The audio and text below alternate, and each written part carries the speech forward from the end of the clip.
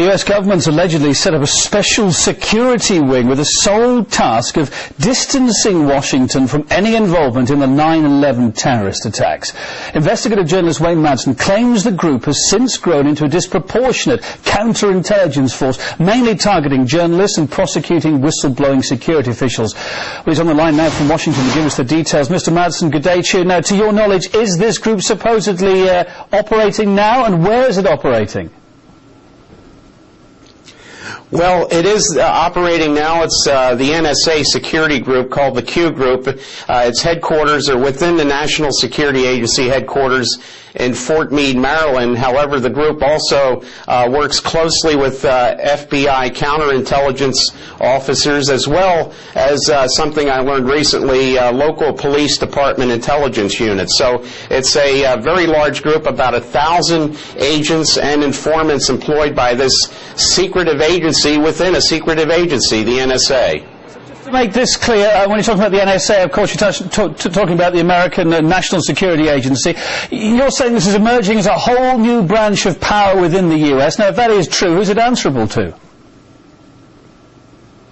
It's really answerable to no one. On paper, of course, this security organization answers to the director of the National Security Agency, General Keith Alexander. But I've been told by people on the inside that the oversight committees in the House of Representatives and the Senate, the House and Senate Intelligence Committees, as well as the congressional offices of Maryland representatives and senators, particularly Representative Dutch Ruppersberger, who represents the National Security Agency area, headquarters. It's in his district. There are informants even on their staff, so people who come to them with complaints, that information is passed to this NSA security group.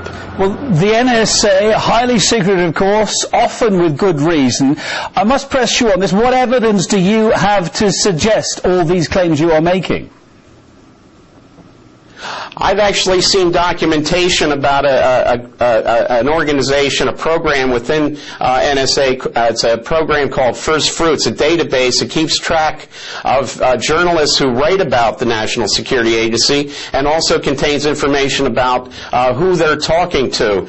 It's a draconian organization. It's prosecuted several people who were just doing their jobs, the most egregious being Ken Ford, who was an Iraq signals intelligence officer working in the Iraqi shop, who discovered evidence that there was no weapons of mass destruction. He was set up in a sting operation by this Q group, and it's the most egregious case I've ever seen. He was convicted and sentenced to 7 years in prison based on a sting that involved a tainted jury pool, dirty judges, dirty prosecutors, and with the active involvement of this NSA security group. Not the only case, but the most egregious I've seen. Now, of course, the previous administration, George W. Bush, raced ahead with strengthening and intensifying the powers of security agencies in the US. How is the more liberal Obama administration dealing with this, then? Unfortunately, we've seen no change. The surveillance conducted by the Q Group at NSA continues. I've witnessed it myself quite recently. There's been no effort to curtail this organization. Unfortunately, NSA's power is growing because the Obama administration is now giving them new powers to conduct surveillance in cyberspace. They're placing the Cyber Command under the control of the National Security Agency. So no change. Actually, the powers of the NSA are expanding greatly under President Obama. Also, Wayne Madsen, investigative journalist and RT contributor from Washington, D.C. Thanks for joining us today, coming out of the programme. It's appreciated.